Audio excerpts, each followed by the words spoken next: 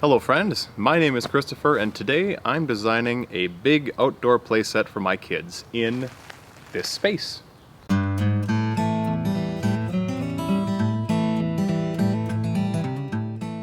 Huge thanks to Fleet Farm for sponsoring this build, this entire project. More about them later on in the video. But now let's talk about the space and show you some of my plans. This is the very back of our yard. Last year I built that firewood shed, and when it was done we thought the rest of this space would be great for our kids to play in. It's in a safe corner, level ground, on wood chips. What can we do?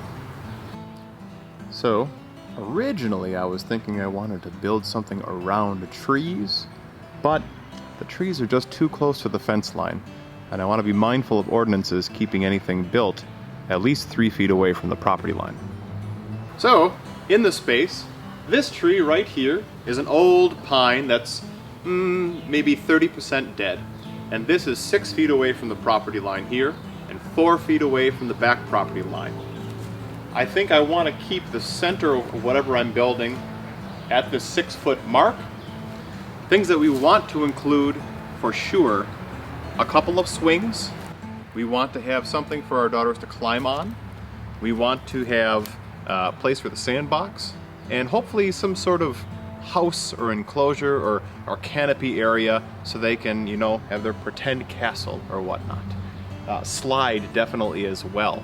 Some of my goals for this project are to be creative, right? I don't necessarily want to get a kit, although they are available and they're terrific and really affordable. I want to do something a little bit more challenging, hopefully recycle some materials, cobble things together, upcycle where possible, and make this unique to this space with area for possible improvement in the future. Let me tell you about that. Here's the pine tree that I was just talking about where I want the place set to end. But behind this short back fence is my neighbor's property. Right now I'm in the process of trying to acquire it. If that happens, I'll be able to use the other trees and expand into the area beyond. So hopefully some sort of wrap around this pine or the other area, and maybe a slide going down there, like one of those 2-story wraparounds, or a swing, one of those a rope swing that hangs down with a seat at the bottom of it. There are so many different options, but we're going to think phase 1 and phase 2 with this build. So now we can go inside, I can show you the inspiration behind what I've been looking at, and then we can take some pictures and draw on them and come up with a plan together. So, here we are on Pinterest on a board aptly named Playground. This is a board with a couple dozen pins that my wife and I put together with things that we thought were important for us, for the kids, for the initial build necessarily. So, we've got things like this. We can think we've got girls, and we want this place where it can be like a little playhouse, with an actual covered roof where we can put some cushions in it and we can decorate it playfully and whimsically.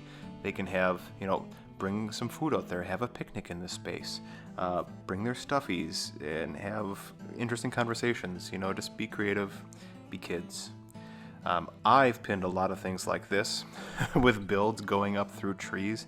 We've got a terrific park in our area that has a great example of this, and it's something I really want to create, although I don't think it's going to happen with the initial phase of our build, just because of where the trees are near the property line. We want things like climbing walls, not necessarily like those handles hanging or monkey bars yet up high. We don't have risk takers of children yet, but the rock climbing, actual climbs, that's something we want to incorporate. When our eldest daughter was younger, I made her a pickler triangle that had a rock climbing attachment to it, and she's really taken to it. This is something that we're going to talk about with the expansion, so keep it in mind. What else do we really want to incorporate? Verticality. I thought this was interesting for a couple reasons. See, here we've got some of those ropes and the rock climbs just made with wood going up to a beam that, in my mind, is attached to either another post, or in my case, it would be attached to a tree. See, I can see this top beam going over, attaching to a tree, and then having swings hang down from it. So that's something that I want to incorporate into a design. But just look at how cool some of these are. Here's another good example of that. If I had two trees that were close by and at the correct angle, I could see doing something like just these treated weather boards going across the top, being braced with swings below them. But I don't have that. Clearly, I'm planning for some kind of Endor style walkway in the future. What else? Oh, hatch doors, cargo nets, some how-tos on that. The nice thing about building things yourself is you can incorporate elements like this. This is one of those listening tubes, right? I remember when I was a kid at my elementary school, we had a couple of these tubes around, and it's just PVC, you know, with mesh on it. You can talk in one end and listen on the other. That's something that, if you're building it yourself, you can easily add this in later. This was a later development for me. Here we've got an A-frame with a board attached to a tree. That's one good way to do it. I'm thinking of doing something similar. See, having this as an idea board is a really great way to start designing. You start seeing similar things from time to time, and of course they're all Pinterest worthy, so they're gorgeous. And remember, yours will be gorgeous in the end too. I don't have a giant old Savannah, Georgia tree like that, but fascinating. Slide bracket, that's a good example for me. This one I really liked. In fact, I could see something like this being almost what I do. I like this angled design here with the, maybe not necessarily the net, but the rock climbing stays. And where this slide effectively with the rope ladder is, replace that with a slide. And this area underneath, that could be an enclosed space for the sandbox. We have a turtle sandbox I'd like to include. And I could see building something up top, you know, where this ends with just a railing. Actually putting a canopied space over there, that could be the analog to the house part of this playhouse. That about covers it from a design perspective. There's one video here playing on the left that says fulfill your children's dreams. I speak German too, but I like this video. I like the idea of things being painted as well. So they've got this lovely purpley color here. I might have to pick a nice Fleet Farm orange and intersperse that. Oh, it's just going to be fun. It's fun thinking of these things, and I can plan, let's say, 75%. The last 25 is just made up on the fly, and that's fun for me. So let's start drawing. Alright, here we are in our space that I was just talking to you from. This was a picture a little bit earlier when there was more sun out, so that's good for us to work with.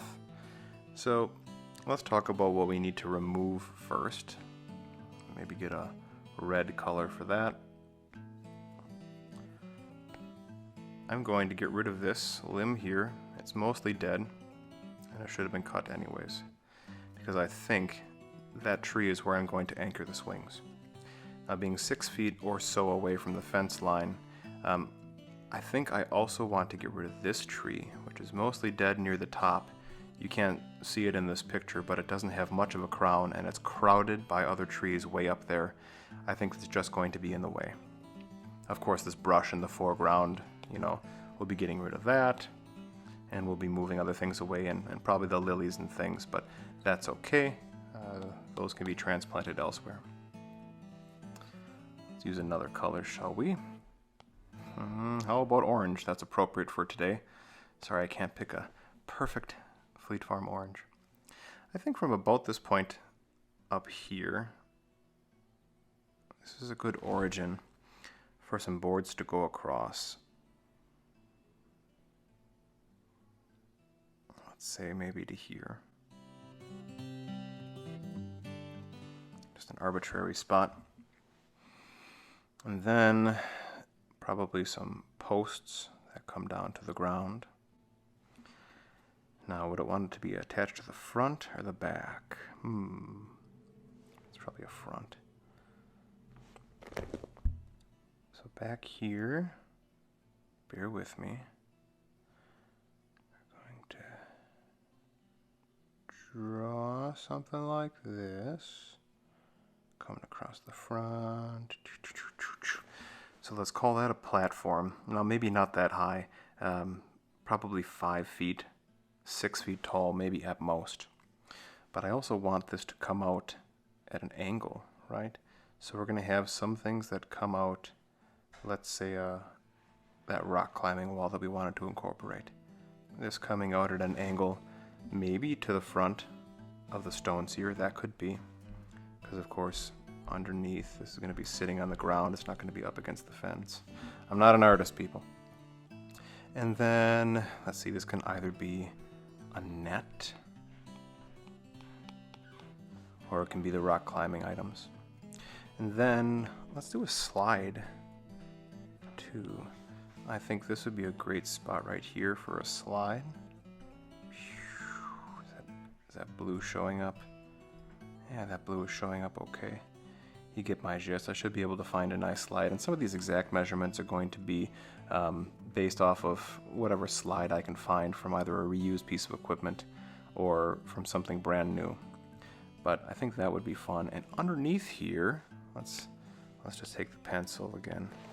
We can take the sandbox, and that can effectively just go underneath the space, right? Because that'll be relatively covered with this slat, you know, up here. This is going to be actual boards, whether it's treated green lumber or Trex or whatever materials, that's to be determined, but that'll offer a little bit of protection from the sandbox on the bottom.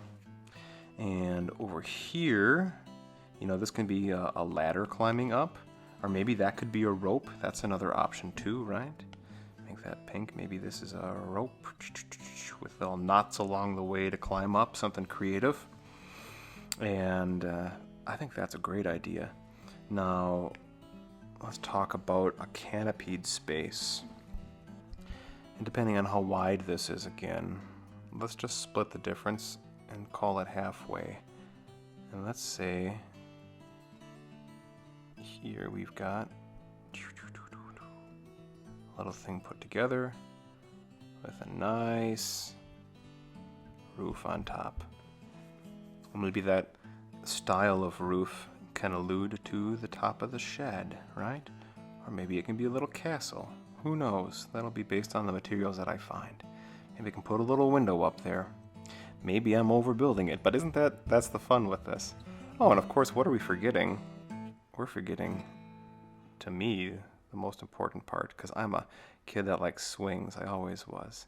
I think we should have a normal swing, things that you know, elementary school kids would get on.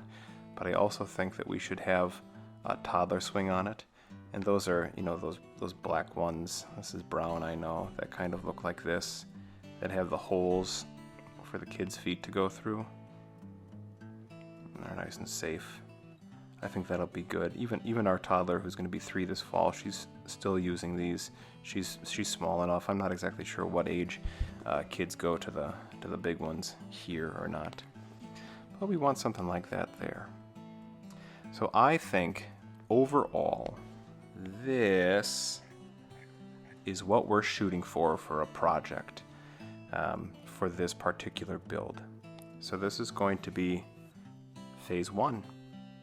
Doesn't this kind of stuff get you excited? Having a space, coming up with an idea for how to use it, and then putting that plan into action.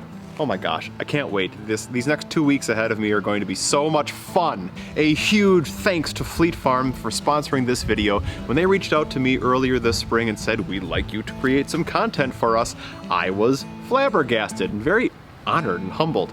They watched me build my shed last year and thought, what could you build that would be good for our viewers? And we together thought a playset would be a great idea. So, if you're in the mood for a playset but you don't want to design something by yourself, check out Fleet Farm. They have some fantastic pre-made ones that you can get that's got the instructions for you, all the materials, you can build it and go, and you'll be very, very, very satisfied. And when you consider lumber costs in particular, that right now in 2021, they're so unbelievably high, these play sets are at a really affordable price point. So go check it out online or at the store nearest you. And thank you very much, Fleet Farm. So in our next video, we're going to be accumulating some materials. We're going to be buying things in store, maybe online. I'm going to be sourcing some secondhand materials as much as I can from various yard sales or the Facebook marketplace or things like that. And we're going to cobble together kind of a Frankenstein thing that is going to look beautiful. I hope you're interested in it. Be sure to check that out when that video goes up. If you like this kind of content, you know what to do. Thank you, Fleet Farm, and have a wonderful day. Happy building, guys. Bye.